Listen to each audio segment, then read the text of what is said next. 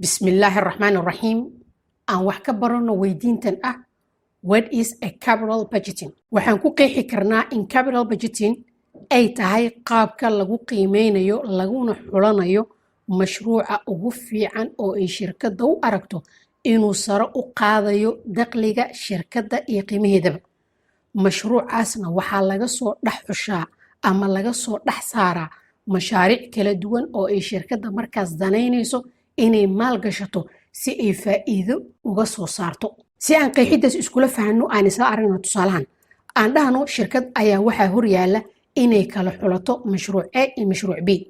xogta kooban ee labadan mashruucna waa sidan kow mashruuc A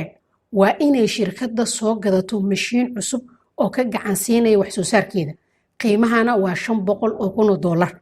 waxaana la filayaa in 5 sano ee soo socota laga helo mashruucan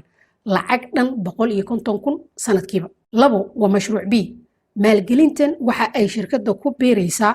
suuq cusub waxaana la furayaa farac cusub qiimaha maalgelintana waa $1 milyan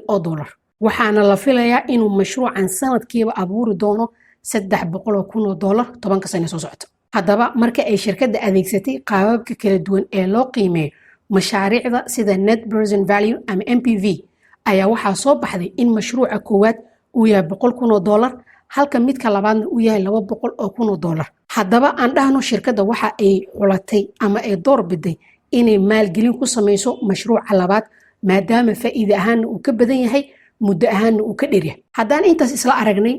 aan markana isla fahanno ujeedada laga leeyahay in la sameeyo capital budgeting sidaan ku soo aragnay tusaalaheena waxa ay shirkadda rabtaa inay xulato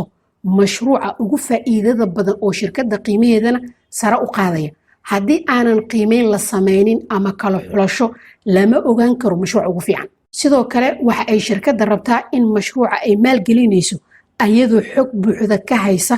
inay mashaariicdaas kala duwan ay xulato kana xulato midka ugu fiican gunaanad capital budgeting ama kala xulashada mashaariicda